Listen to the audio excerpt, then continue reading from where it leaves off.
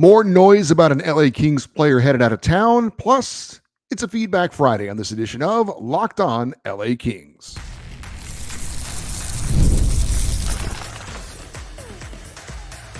You are Locked On Kings, your daily podcast on the Los Angeles Kings.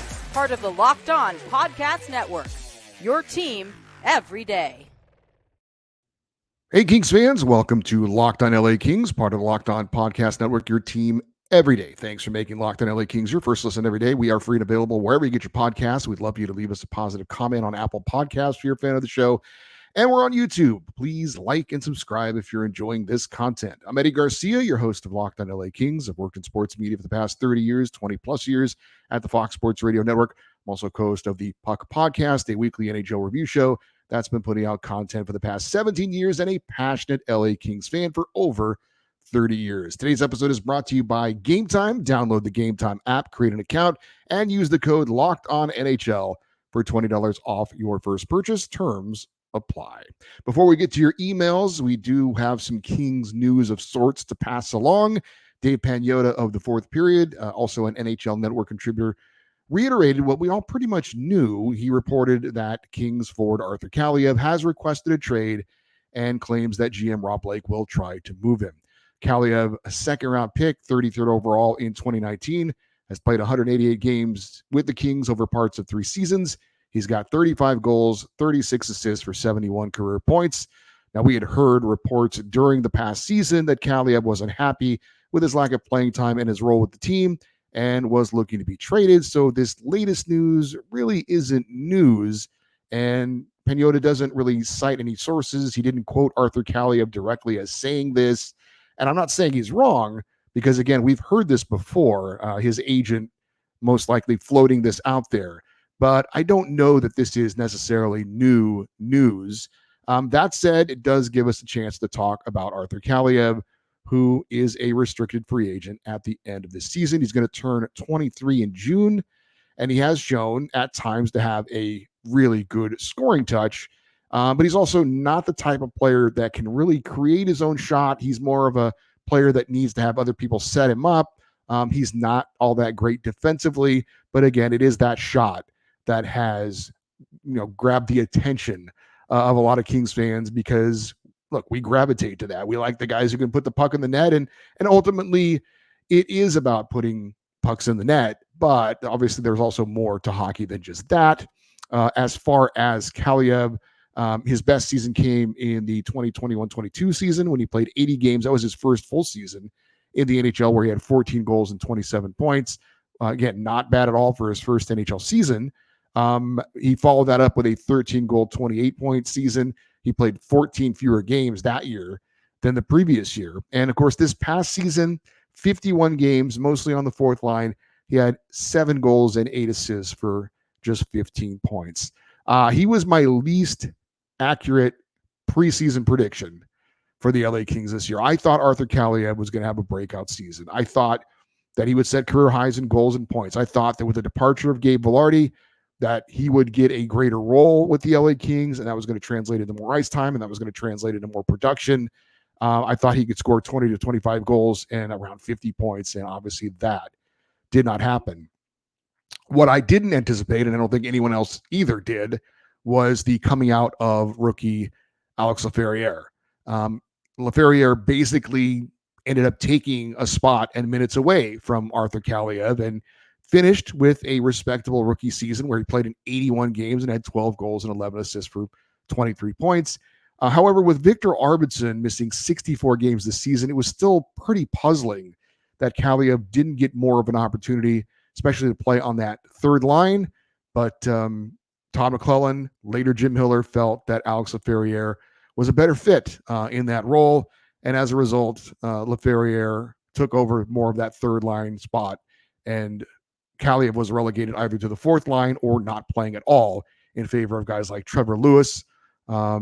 So it was, you could certainly make a fair argument that Arthur Kaliyev was another player that was mishandled this year. When you talk about Pierre-Luc Dubois, we've talked about where he was put and how he was or maybe wasn't set up to succeed. You could make similar arguments to Arthur Kaliyev as well. And so questions about how the Kings are utilizing certain players, where they're putting them, who they're playing them with, there are definitely questions that could be raised, very fair questions that could be raised regarding some of the players. So for Kaliyev, where does it go from here? Do the Kings trade him for a draft pick? What would the Kings get in return? Obviously, this is out there, so other teams know the Kings don't have a lot of, great bargaining. They're not really a great bargaining position right now because they everybody knows Kaliyev wants out. So, are the Kings going to really hang on to someone who has reportedly said he doesn't want to be a King anymore? Unlikely. So, maybe a 5th round draft pick, or maybe if they decide to hold on to him though, and they don't re-sign Victor Arvidsson, are they going to give him a chance to play on the third line? I mean, if they didn't do it last year, why would they do it this year? I don't know. I certainly would like to see him get a better chance, but it doesn't seem like that's going to happen. So we've talked about it at the end of the year.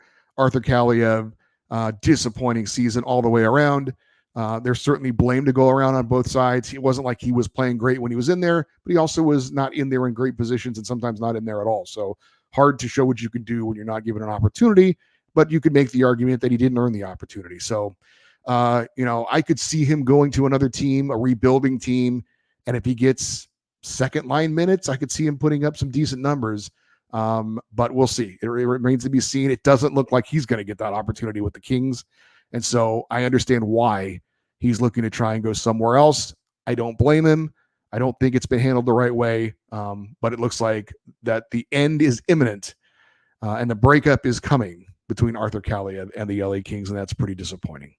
All right, it is a Feedback Friday, and so let's sneak in an email here real quick. This comes from Johnny Embers, and he is in Phoenix, Arizona. And he says, I am one of the few fans like you that have a more realistic approach to Pierre-Luc Dubois' current situation. I did some math and was surprised to find that if you look at his points per minutes played, had he been given the ice time that an $8 million player should, he would have been close to, if not the highest scoring center for the Kings. I get the players should play hard all the time when they're making that kind of money, but not all players are the same. We got him because he is a sometimes sneaky player that gets in position for greasy goals. We never kept zone time long enough for him to do what he does best. The second thing that is glaring to me in regards to both PLD and Quentin Byfield is that they both set up great passes on the rush, but rarely are with the line mates that are able to finish with them. When you have those kinds of players, consistency in a line is key. If we keep him, I would like to see PLD, Byfield, and Kaliyev given a good try on a line together, or even match them with Fiala. Imagine if those three could get some real chemistry.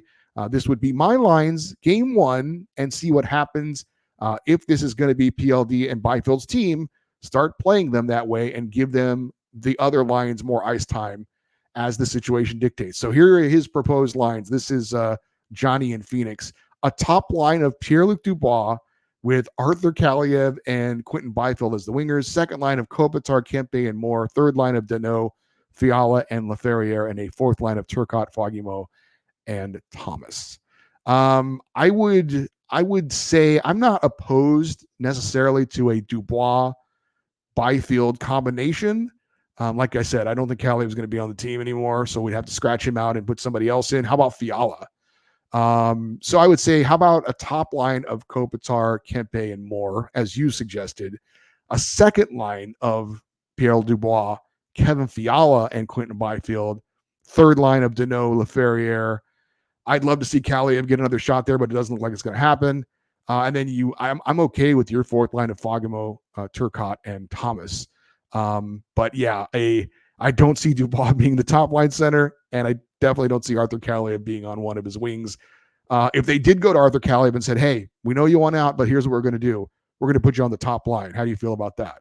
I think Kaliyev would be like, okay, let's give it another shot then. But I think that's a real long shot for that to happen. That would be quite the move, though, to appease Arthur Kaliyev. But he also adds, does Johnny, how about we go after Jonathan Marchessault and bring Toffoli back? Thanks, Eddie, and keep doing the Lord's work for our Kings. Well, thank you. I think Jonathan Marchessault is probably going to be the other than Steven Stamkos, who I think is going to re-sign with Tampa Bay. But we'll see. I think Marchessault is going to be certainly like a top 3 free agent forward out there. The Kings aren't going to be able to get somebody like that. That'd be awesome. That'd be great. That's not going to happen. So Tyler Toffoli, I was a big proponent of bringing him back at the trade deadline. That didn't happen. If they could bring him back, that would be great. How about him on a third line with Philip Deneau and Alex Laferriere? That'd be pretty good. But anyway, I'd like to see Toffoli. If they can make that happen, great. But Jonathan March says that's definitely not going to happen. We've got more emails to get to on this Kings Fan Feedback Friday. That's next here on Locked On LA Kings, your team every day. Gametime takes the guesswork out of buying tickets to NBA, NHL, and whatever sports you're into. I have bought tickets using Gametime to NFL and NHL games this past season, and I am a very satisfied customer. The app is super easy to use, easy to navigate. You go on, you tap the listings, sports, music, shows.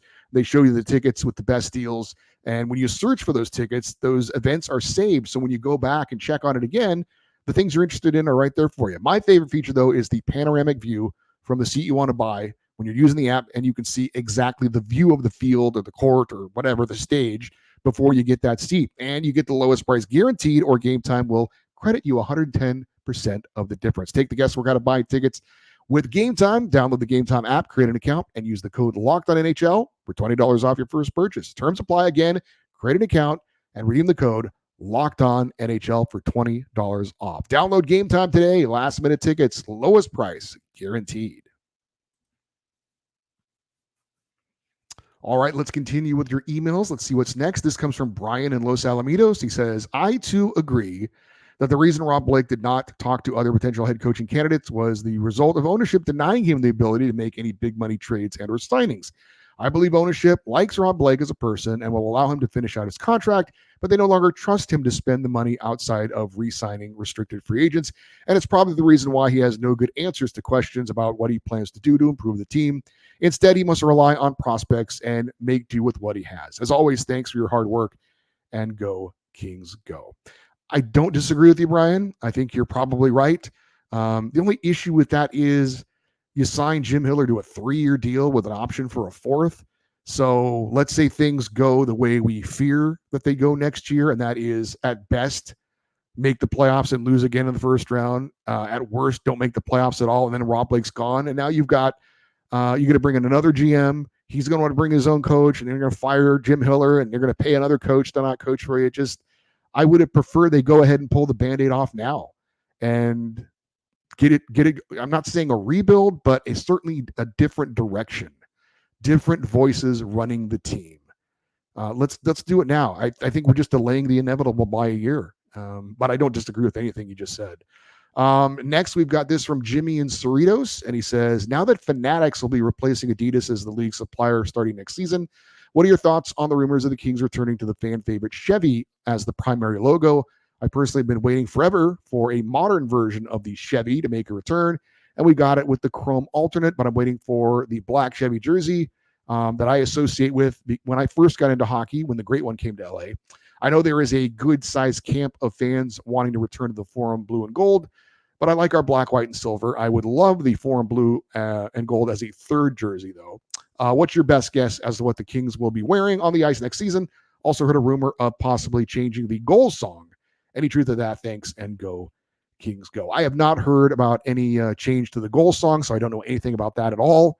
We'll probably have our friend Dieter Ruhl back on during the offseason, who is the organist and the musical coordinator for the LA Kings. Also does it for the LA Dodgers. Does an amazing job. By the way, I have We Didn't Start the Fire stuck in my head for weeks now because he played. I don't know if you saw the clip on social media, but there was a fire in the Dodger Stadium parking lot before a game recently, and Dieter is playing "We Didn't Start the Fire" on the organ in the background. It's absolutely hilarious. That guy is very talented and very creative.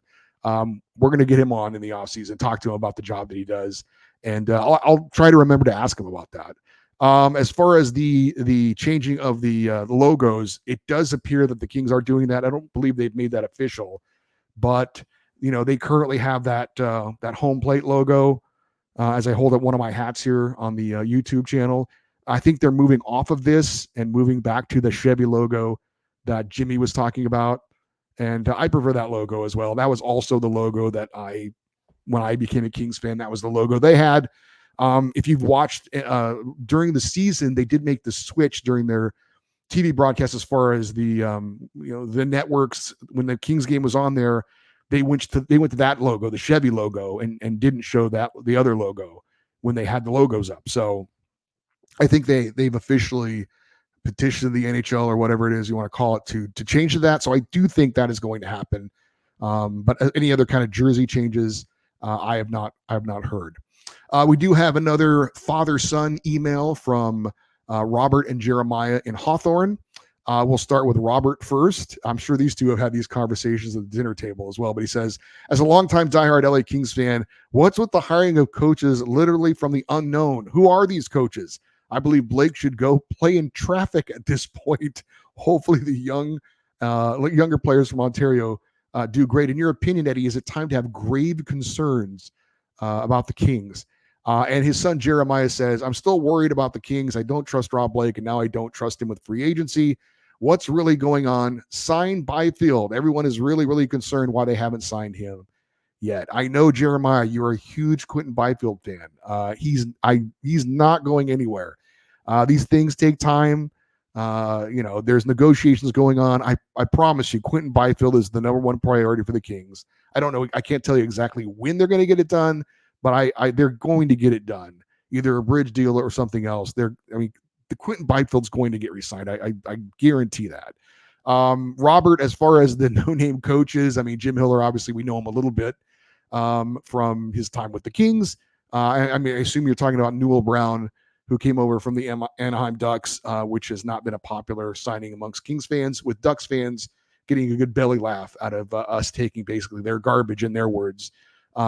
So yeah, that was another hard swallow for the Kings. You said is grave concerns for the Kings. I wouldn't use grave concerns, but concerns, yeah, I'm concerned. I think a lot of Kings fans are very concerned about the direction the team's going and some of the things they've done, not only this past season, but now even in the offseason as well. So I wouldn't say grave concerns. Grave concerns to me is that this team is about to fall into a dumpster and be completely irrelevant. I don't think that's the case. But concerns? Yeah, concerns. This comes from Gary in Orange, and he says, suggestions for the Kings roster. He says, if the Kings are going to keep Dubois, they should move him to the wing so he can have a front net presence, especially on the power play. That's how Team Canada employed Dubois, and he had 9 points in 10 games. Moving Dubois to the wing would also make it easier to replace Byfield at 2C. On a side note, I heard an interesting rumor, Dubois to Calgary for Jonathan Huberdeau.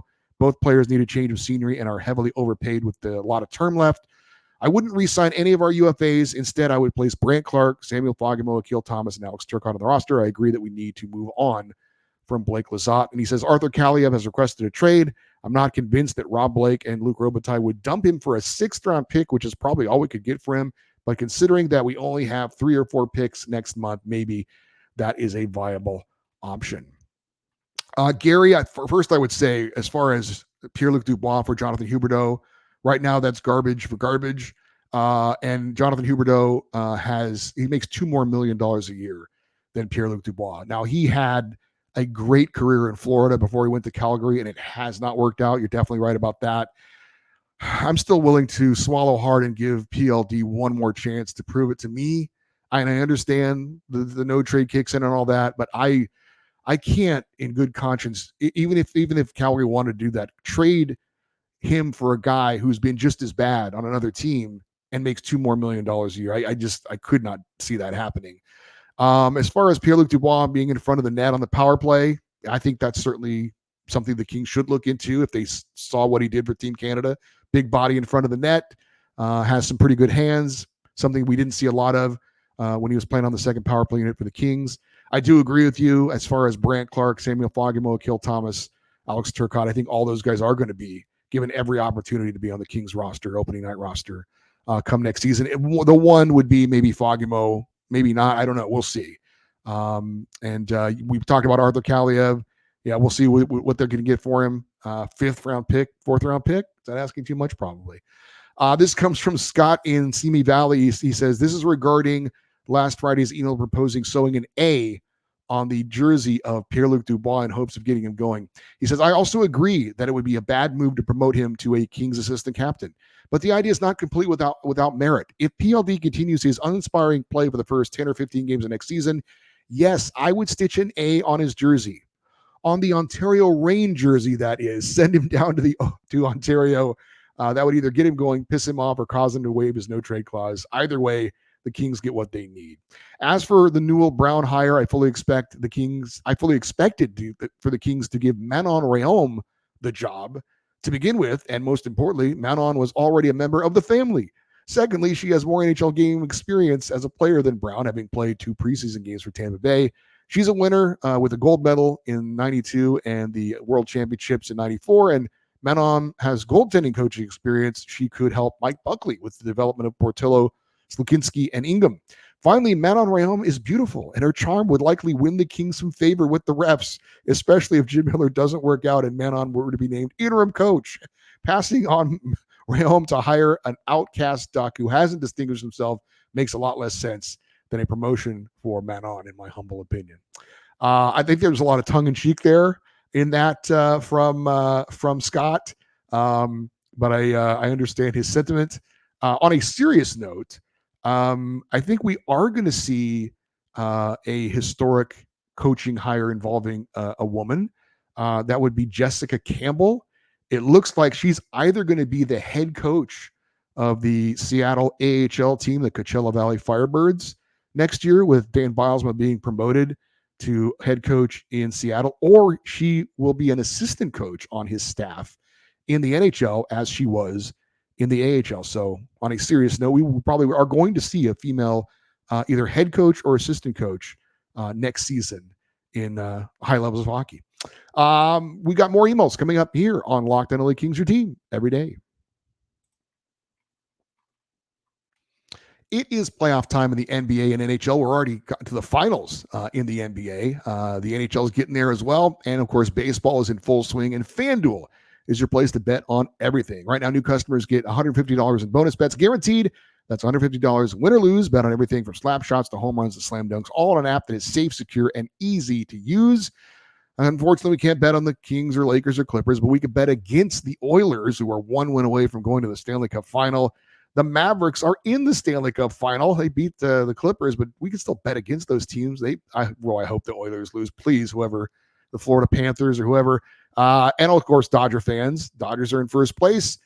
Favorites to win it all. It is a great time of the year to be a sports fan, and it can be even better when you win and have fun with FanDuel. You can bet on who will win, who will lose, and things like how many home runs Shohei Ohtani is going to hit, and you can do it all on an app that is safe. FanDuel is there for you. What are you waiting for? Visit FanDuel.com/lockedon and make your first bet an automatic win. FanDuel, America's #1 sportsbook. All right, we got a couple more emails to get in. This comes from Edwin in Brea, and he says, first off, congrats to Kevin Fiala for his silver medal at the Worlds and his MVP Best Player Award. He also says, if Cam Talbot's our goalie again, I have to double down and say the Kings will miss the playoffs, guaranteed.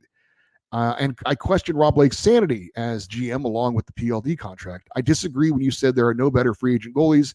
Alex Nedeljkovic with Pittsburgh, Laurent Brossoit, Chris Driedger of Seattle in the AHL. Those 3 goalies are better than Cam from what I see. Also, via trade, maybe Frederik Andersen or maybe Darcy Kemper. Both are huge upgrades. Cam's a good goalie, however, in his career. He crumbles in the playoffs, never won a playoff series in his career, and is not mentally strong enough to handle the pressure like Jonathan Quick did. Adrian Kempe needs to be a pure goal scorer again, like the other number 9, Bernie Nichols, was. I know that he wanted to be a complete player. However, I think talking about Kempe, kind of hurt the team since the Kings had a hard time scoring. If Kempe scores over 30 goals next season, I think it would be a great help for the team going forward because he has a world-class snapshot. I will say, first of all, I totally disagree with you, Edwin, about the goalies. I know you play beer league goalie and you think you're a goalie expert. I'm not a goalie expert, but I do not believe Alex Nedeljkovic, Chris Driedger is an AHL goalie, Laurent Brossoit. I don't think any of those guys are better than Cam Talbot. Now, they'll be around longer than Cam Talbot because Cam's reaching the end of his career, but I would not be in favor of any of those guys over Cam Talbot personally. Also, I did mention last week that Edwin has made these guarantees. He needs to put something behind it. If you're going to guarantee, put something on it. And I said that I think he wears a crown to the Kings games. Maybe you've seen him. I said I think he should bet his crown. If the Kings do make the playoffs after he's guaranteed they're not going to make it, he needs to pay up with something. And Edwin did tell me he is unwilling to part with his crown. So apparently his guarantee is not, he's not as confident in his guarantee as he would like you to believe. He will not put the crown on the line. This comes from Jim in Lakewood. He says, I just wanted to say thumbs up to what Scott in Simi Valley had to say last week. Loved his take. I did want to add one piece to his synopsis of the family feel that Mr. Blake has fostered with the Kings. He says, yes, the family feel is really cool and sweet. It's great when Mr. Blake made the trip to Todd's house to tell him he was firing him so he couldn't keep his job, or so he could keep his job a little longer. And I'm also so glad Mr. Blake also made the same sweet effort for the family feel for Jonathan Quick. Remember when he drove to Quick's house and then told him that he was going to be traded? Oh, wait, no, he didn't. Can you remember? It didn't happen that way. He waited until he was far away on a bus at a game in Winnipeg and told him then. Quite a family move, Mr. Blake, to Jonathan Quick, Mr. King, if there ever was one. What a joke. He says also, Eddie, thanks for the Daryl Evans interview. Says, class guy, always has a smile on his face. His enthusiasm is infectious. Love that dude. Well, you're welcome and thank you, Daryl Evans, for always showing up on this show and being a friend of the show. I know you were not letting this Jonathan Quick thing go. I look, it was not to rehash this real quick. Informing Jonathan Quick by a phone call in Winnipeg was not the way anyone would have liked it would have happened, but it would have been 100 times worse had he found out on an airplane with social media. Somehow it leaks out and he finds out from somebody other than the Kings that he's been traded. That would have been 1,000,000 times worse. So unfortunately, because he was away, he had to call him and tell him on the phone. It sucks that it happened that way, but it would have been way, way worse if they had waited for him to come back to LA and take the risk that somehow the news doesn't get out with the way everything gets out these days. And maybe the Kings don't say anything. Maybe it's somebody on Columbus who leaks it out.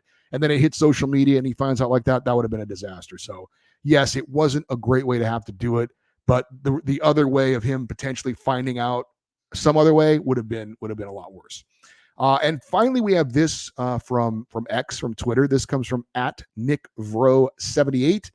And he asks, do you think bigger guys like Hellenius and Lee from the Reign will get decent looks at camp? LA could use some size and snarl at a budget cost. Could their games translate sooner than later?